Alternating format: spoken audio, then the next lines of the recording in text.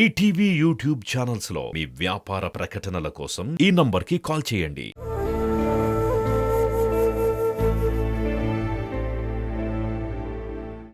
ఏంటయ్యా గొడవ? మేము ఉండక్కర్లేదా ఏంటి?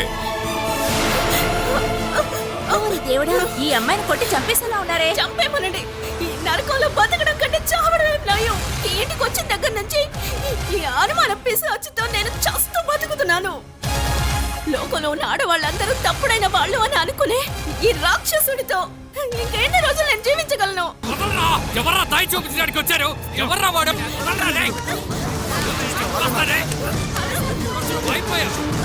ఇక్కడ ఏమైనా వేడుకలు జరుగుతున్నాయా? అలా చూస్తూ ఉండమంటారండి?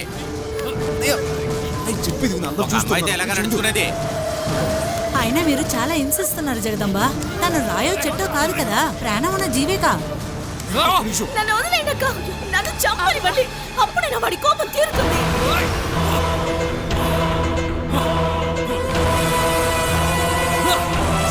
చూసి ఆనందించారు కదా, ఇప్పటికైనా అందరూ వెళ్ళండి.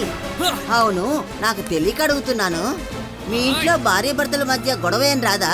గొడవ పెడతాం, కానీ మీలాగా ఇలాగ ఆడపిల్లల్ని కష్టపెట్టాం. నా భార్యని నేను కొడతాను, చంపుతాను. ఎవర్రా అడిగేది? వదలరా. ఎవర్రా తన్ని ప్రేమించేది? ఎవర్రా తన్ని ప్రేమించేది? నువ్వేట్రా? ఏమమ్మా, నీకు తల్లిదండ్రులు లేరా? వాళ్ళొచ్చి తీసుకురామని చెప్పు. మనిషికి ప్రాణమేగా ముఖ్యం. లేదంటే నీటిలో శవం తేలిందని న్యూస్ పేపర్ లో తర్వాత పోలీసులకు మనం చెప్పాలి. పోతోంది. లోపలికి వెళ్ళండి రా. ఏంట్రా నువ్వు పిచ్చోళ్ళ చేస్తున్నావు? ఒకవేళ నీ చేతులు తను దెబ్బలు తిని చనిపోతే చేస్తే చెరువులో విసిరి పారేయడమే.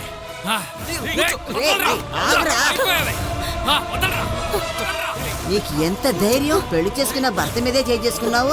ఏ ఆడదైనా ఇలా చేస్తుందా? పద్ధతిగా పెంచుంటే తెలుసుంటుంది. బాలే పెంచారులే, మర్యాద అనేది లేకుండా. ఇలాంటి ప్రవర్తనతో నువ్వు ఎక్కడికి వెళ్ళినా సరే బాగుంటావంటే లోపలికి వెళ్ళరా. తనని చంపకుండా వదలండి రా.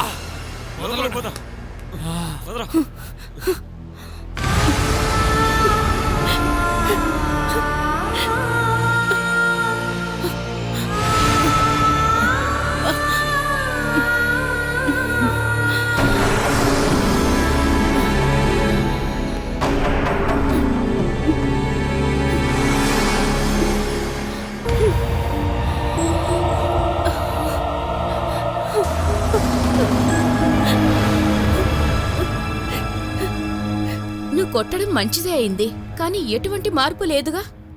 అర్జెంట్లో కోప్పడి అనవసరంగా వాళ్ళతో దెబ్బలు తిన్నావు. మందు తాగి మత్తులు పడుకున్నప్పుడు కత్తి తీసుకొని మెడ మీద బాగా గుచ్చి చంపేయాల్సింది. జైలుకు వెళ్ళుండేదాన్ని, అంతే కదా. ఇక్కడ కన్నా కూడా జైల్లో 100 రెట్లు బాగుంటుంది. హత్య చేసిన వాళ్ళని కూడా పోలీసులు ఇంతలా కొట్టరేమో. నేరం ఒప్పుకుంటే కంటి రెప్ప కూడా మన మీద పడదు.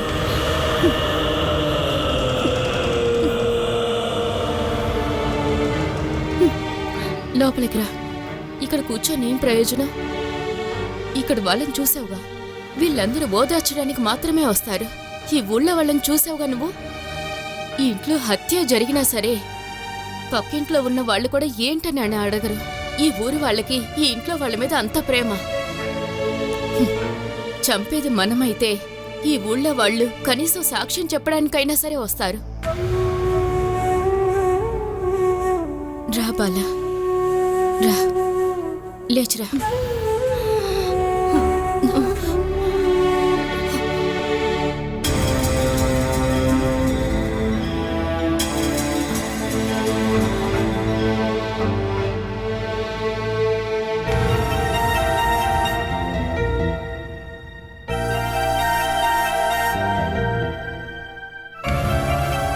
ఏంటండి ఆలోచిస్తున్నారు?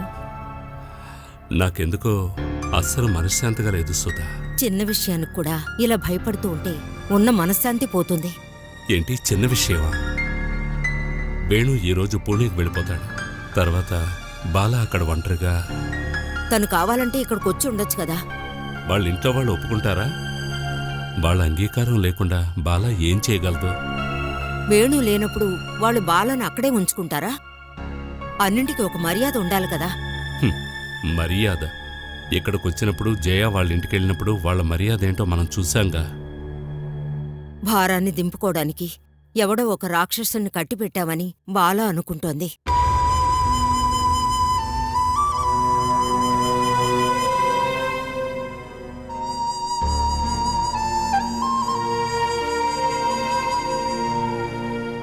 ఇప్పటి వరకు నేను చేసినవన్నీ తప్పులే అంటావా? మీరలా అనుకోవద్దు. అంతా తన తలరాత అనుకోవడమే. అంతేకాకుండా తెలిసి తెలిసి తన కూతుర్ని ఎవరైనా నరకానికి పంపిస్తారా? హ్మ్. అజయ్ ఎక్కడా? వాడు రైల్వే స్టేషన్కి వెళ్ళడానికి రెడీ అవుతున్నాడు. అజయ్,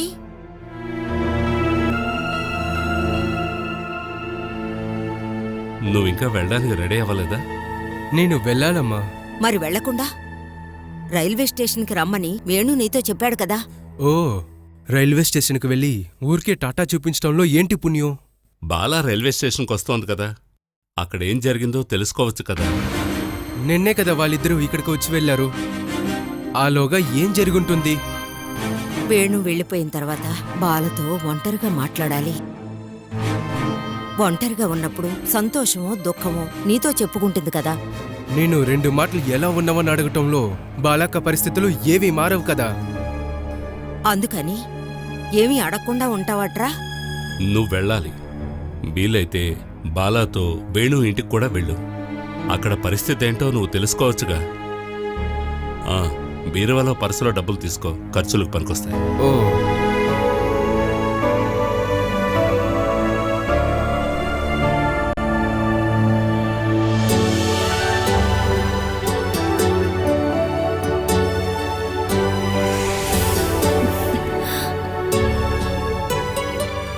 మాది ప్రాపర్ ఊరు ఇది కాదు.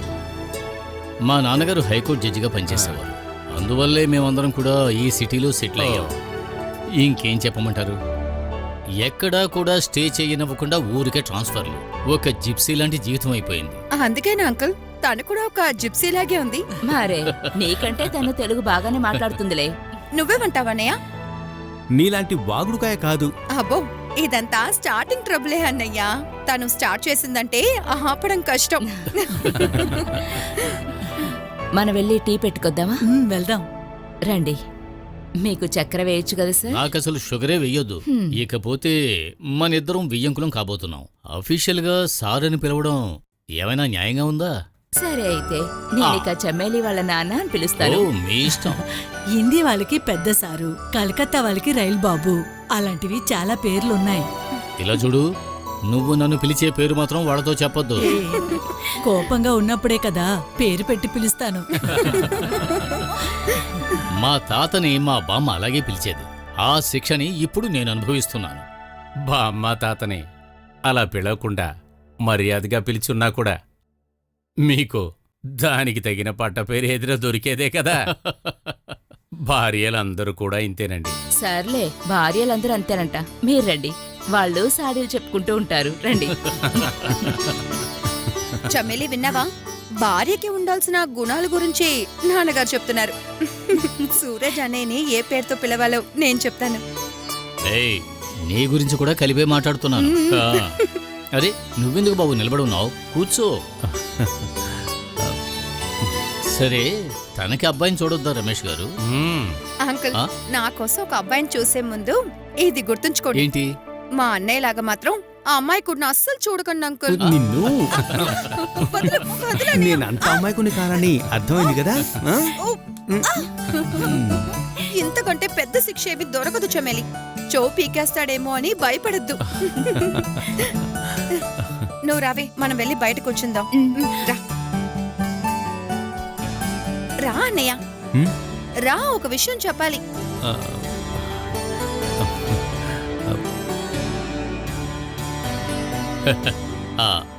చూడండి నాయుడు గారు, నేను స్ట్రైట్ ఫార్వర్డ్. నేనొక ప్రోవెర్బ్ చెబుతాను. ఇన్ స్కేటింగ్ యువర్ కెనైస్, our safety is our speed. అలా ఇంగ్లీష్లో ఒక ప్రోవెర్బ్ ఉంది. ఈ జీవితం అనేది కలర్ లేని ఐసుగడ్డ లాంటిది. మనం ఊరికే ఉన్నామంటే అది విరిగి దాని కింద ఉన్న నీళ్లలోనే మనం మునిగిపోతాం. ఆగకుండా మనం ముందుకు వెళితే తప్పించుకోవచ్చు. పిల్లలిద్దరికీ నచ్చిందంటే మనం ఈ పెళ్లి జరిపించేద్దాం. ఐస్ గడ్డ మీద నాకు కూడా చాలాసేపు ఉంటా ఇష్టం లేదు. ఎందుకు నన్ను పిలిచావు? విషయం ఏంటి? అక్కడ పెద్దవాళ్ళు ఏదో మాట్లాడుకుంటున్నారు కదా, మనమెందుకు వాళ్ళ మధ్య కూర్చోవడం? ఆ గ్రూప్ వేరే, మన యంగ్స్టర్స్ గ్రూప్ వేరే. సర్లే, నీ బుర్రకి ఇవి కూడా తెలుసా? ఆ అన్నయ్య, అమ్మ నన్ను పిలుస్తోంది. తన్నిక్కడ ఒంటరిగా వదిలిపెట్టి వెళ్తే తప్పు కదా. ఇంకా చమేలికి తెలుగులో చాలా వర్డ్స్కి అర్థం తెలియదంట. మీరు అవన్నీ కొంచెం నేర్పించండి. కిచెన్లో హెల్ప్ చేయడానికే అమ్మ పిలుచుంటుంది. నేను వెళ్ళనా? ప్రీతి, వర్డ్స్కి అర్థాలు నువ్వు చెప్పొచ్చు కదా. నేను తెలుగులో చాలా వీక్ అన్నయ్య. 10th లోనే చాలా కష్టపడి పాస్ అయ్యాను. నీకది గుర్తులేదా? ఆగు ప్రీతి. मुझे थोड़ा सा तेलुगु बात आई मीन అర్థం తెలియదు. సూరజ్ నాకు నేర్పివ్వు. అంటే ఏ వర్డ్ అని తెలియకుండా. I will tell you some words. శాంతి ముహూర్తం. అది శాంతి ముహూర్తం. శాంతి ముహూర్తం. What it means? It's a bedroom. అంటే when a bride and groom. Suraj, తెలుగులో చెప్పు ప్లీజ్. నేను నేర్చుకుంటాను కదా. అంటే పెళ్ళి, పెళ్ళైన తర్వాత పెళ్లి కొడుకు పెళ్లి కూతురు ఒకటిగా ఉండే time. Oh good. What is పెళ్లి కూతురు? పెళ్లి కూతురు అంటే బ్రైడ్. ఇంకొక వర్డ్ అడుగుతాను. ముద్దు. అది కిస్. ఓ అదే నా కిస్ అంటే. వాటేసుకో. హగ్గింగ్. అంటే ఇలాంటి వర్డ్స్కే అర్థం అడుగుతున్నావు అంటే ఏదో ఒక అర్థం ఉంది. ఇవన్నీ ఎవరు నేర్పించారు? ప్రీతియా? కాదు. అయిపోయిందా మీ ట్యూషన్? ఏమేం వర్డ్స్ నేర్చుకున్నా? శాంతి ముహూర్తం, పెళ్లి కూతురు, ముద్దు, వాటేసుకోవడం. అయ్యో, ఇవా నువ్వు నేర్చుకున్నావు? ఊరికే నోటితో చెప్పించారా లేక ప్రాక్టికల్ క్లాస్ కూడా జరిగిందా? వెళ్ళిక నుంచి వెళ్తానన్నయ్య. వెళ్దామా చెమ్మెలి?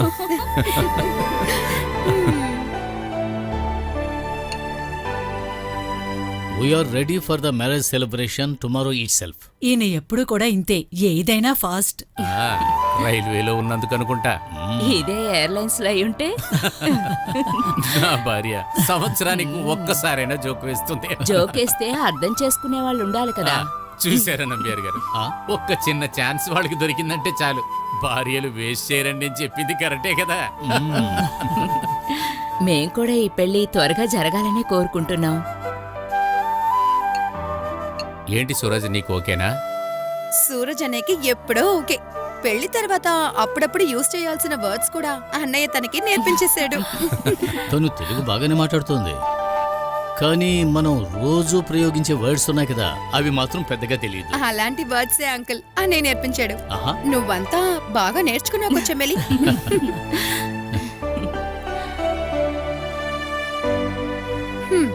రేపే వదినైపోతే అందుకే ఇప్పుడే ఐస్ పెడుతున్నా.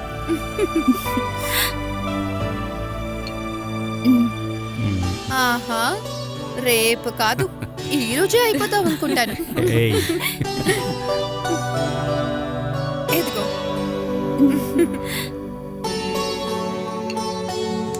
ఓకే మిస్టర్ రమేష్ నాయుడు, మేం బయలుదేరుతాం. ఇక ముహూర్తాలు అవి మీరే చూడండి. ఎప్పుడైనా సరే మాకు ప్రాబ్లం లేదు. మిగతా విషయాలు మనం ఫోన్లో మాట్లాడుకుందాం. మాకు ఏ ప్రాబ్లం లేదు. పోతే మాకొక రిక్వెస్ట్ ఉంది. ఏదైనా పర్వాలేదు, చెప్పండి. నాకొక చిన్న తోట ఉంది.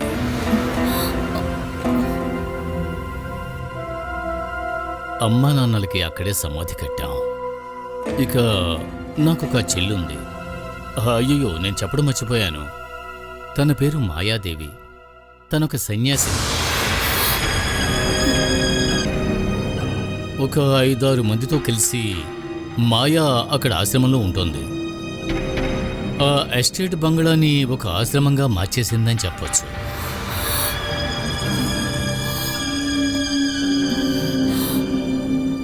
కుటుంబంలో ఒకళ్ళు ఈ విధంగా ఉన్నారనుకోండి, సంతోషపడాల్సిన విషయమేగా. మా అమ్మాయిని 5 ఏళ్ల వరకు ముంబైలో తన దగ్గరే ఉంచుకుని పెంచింది మాయా. అందుకని దీని పెళ్లిని ఆశ్రమంలో జరిపిస్తే బాగుంటుందని తన కోరిక. నేను కుదరదు అని చెప్పలేను. సన్యాసులు కదా, ఇటువంటి చిన్న చిన్న కోరికలు మాత్రమే ఉంటాయి. వాటినైనా మనం నెరవేర్చాలి కదా. అందులో ఏముందండి, పెళ్ళి ఎక్కడైనా ప్రత్యేకంగా జరిపించాలని మేమెప్పుడు అనుకోలేదండి. ఓ, ఈ విషయం మీకు ఓకే అయితే మిగతా అన్ని విషయాల్లోనూ మీరు ఏం చెప్పినా సరే నేను ఒప్పుకుంటాను. ఇది మాకు సమ్మతమే, అంతే కదరా? అంతా మీ ఇష్టమే కదా.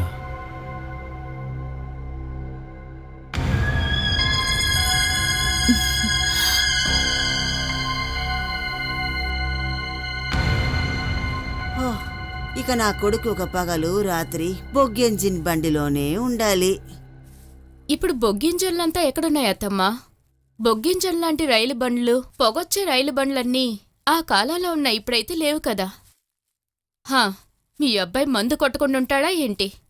ఇంట్లో ఉన్నా ట్రైన్లో ఉన్నా సరే అందుకు ఏ ఇబ్బంది కలగకూడదు కదా. వాడు తాగితే నీకేంటే సమస్య?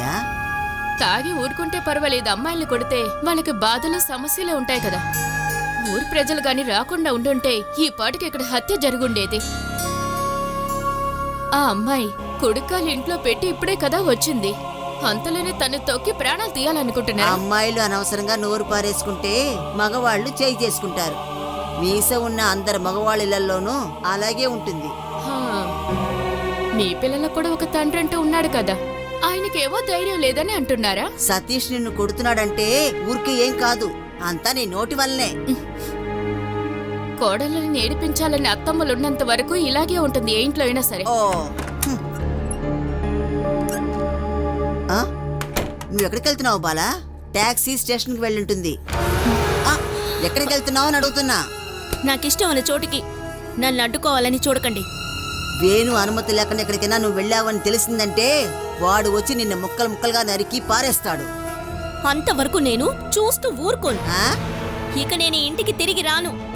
ఇక అంతా అయిపోయింది. ఒక పిచ్చి పట్టిన కుక్కతో జీవించడం కంటే వెళ్ళడమే మంచిది. నేను వెళుతున్నాను. ఇక్కడి నుండి నువ్వు ఎలా వెళ్తావో? వాడు లేనప్పుడు నువ్వు మూటా ముళ్ళు తీసుకెళ్తే నేను చూస్తూ ఊరుకుంటానా? నువ్వు ఇక్కడ ఉన్నవి ఏవైనా తీసుకెళ్తున్నావో లేదోనని నాకెలా తెలుస్తుంది? బాలా, నేను నిన్ను వెళ్ళనివ్వను. లేకుంటే ఆ పెట్టి ఇక్కడే పెట్టి వెళ్ళు. ఏయ్, వెళ్ళకూడదని చెప్పానా? ముట్టుకోవద్దు నన్ను. పోలీసులకి కంప్లైంట్ ఇచ్చాను. తల్లి కొడుకులు జైలుకి వెళతారు.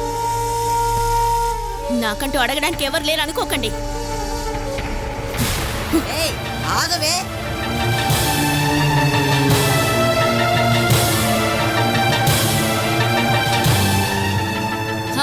తెలియగలదే. 2 రోజుల ముందే ఈ బుద్ధి గనకొచ్చుంటేనా ఇన్ని దెబ్బలు తినుండేది కాదు కదా. నాకు లేని ధైర్యం తనకైనా వచ్చింది. పడవలో అటువైపు వెళ్తుంది, తర్వాత ఎక్కడికి వెళ్ళగలదు? తప్పుకవే.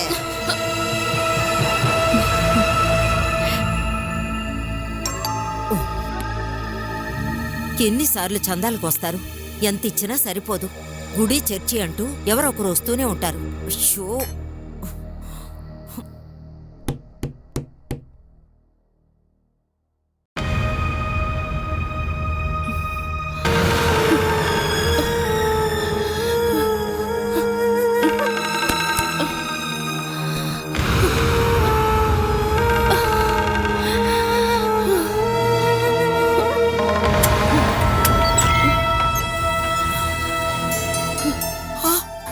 అయ్యో,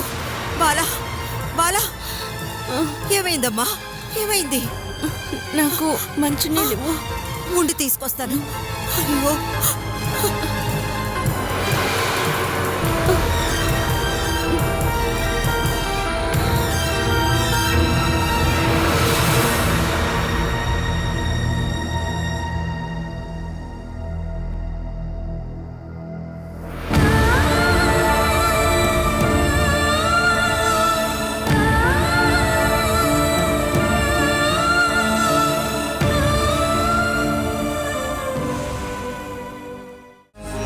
నువ్వు అర్థం చేసుకున్నది అంతేనా అమ్మా? పెళ్ళైన తర్వాత మీ కూతురు సంతోషంగా ఉందనే కదా మీరు అనుకుంటున్నారు? నువ్వు అదే కదమ్మా నాతో చెప్పావు. నేను చెప్పగానే మీరది నమ్మేశారు అంతేనా? కూతురు సంతోషంగా ఉందని తెలిస్తే మీరు మనశ్శాంతిగా ఉండొచ్చు కదా. నువ్వు చెప్తేనే కదమ్మా మాకు తెలుస్తుంది. నీ కొడుక్కి తలపోటొచ్చినా కూడా నీకు చెప్పకుండానే అర్థం అవుతుంది కదా. వాళ్ళు తుమ్మితేనే నీకు తెలిసిపోతుంది కదా అది జలుబా లేక గొంతు నొప్పా అని. కూతుర్ని పక్క రూంలో పెట్టి కొట్టినా కూడా అమ్మకు అర్థమైనది తను సంతోషంగా ఉందని కదా.